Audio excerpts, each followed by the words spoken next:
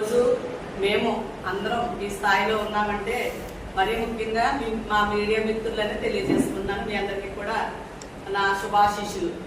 అలాగే ఈరోజు human rights protection council of India Andhra Telangana మహిళా చైర్మన్గా నాకు కొన్ని బాధ్యతలు మా నేషనల్ చైర్మన్ గారు అప్పచెప్పడం జరిగింది. ఆయన ఆదేశాల మేరకే కొన్ని సోషల్ వర్క్ చేయడం కానీ, ఎక్కడైనా మహిళల పక్షంగా ఏదైనా విషయాలు జరిగినప్పుడు నా వంతు కృషి నేను చేసుకుంటూ ముందుకు సాగుతున్నాను. Human rights protection council of India అంటే చాలా పెద్ద సంస్థ అండి. ఈ సంస్థలో ఉండి కొంతమంది సొంతంగా వారి స్వలోపాలకు ప్రత్యేకంగా ప్రైవేట్ సంస్థలో పెట్టుకొని వాళ్ళ ఇష్టానుసారమైన సెలబ్రేషన్ చేసుకోవడం కానీ, కొన్ని దిక్కున అనుకోని సంఘటనలు చేయడం కానీ జరుగుతుంది. ఇప్పుడు ఎవరైతే పాత కొన్ని సంస్థలు పెట్టుకున్నారో వాళ్ళందరూ కూడా ఈ human rights protection council of ఇండియాలో సభ్యులే.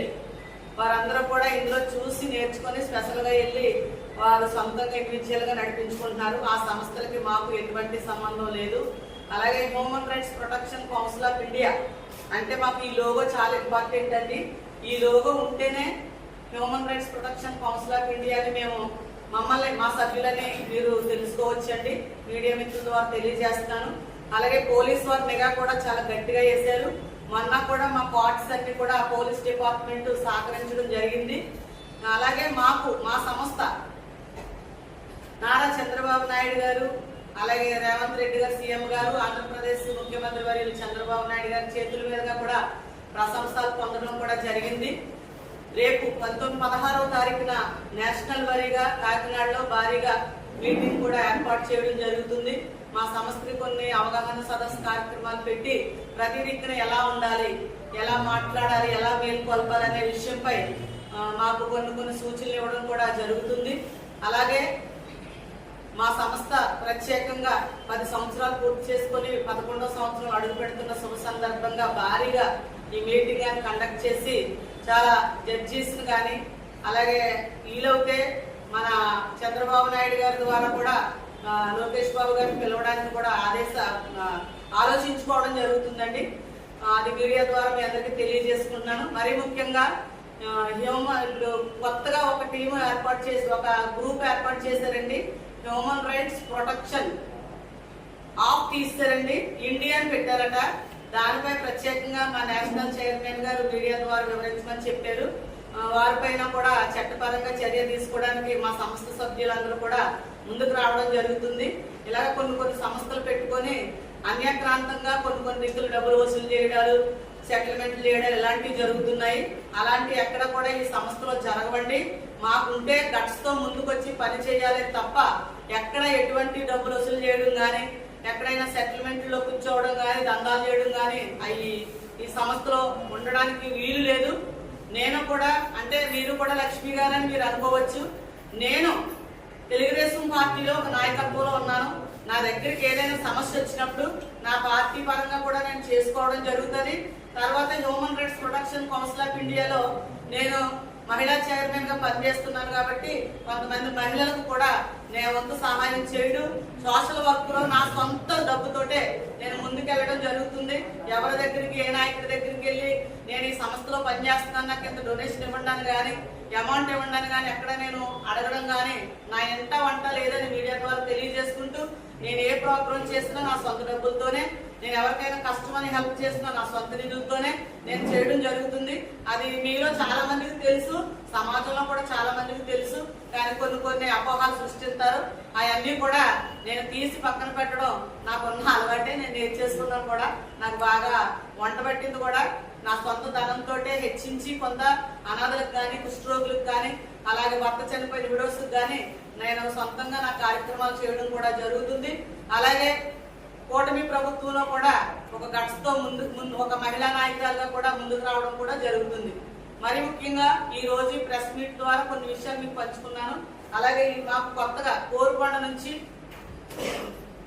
సూర్యకుమారి గారిని human rights protection council of India తరఫు నుంచి మేడం గారిని స్టేట్ వైస్ చైర్పర్సన్ గా, ఉమెన్ స్టేట్ వైస్ చైర్మన్ గా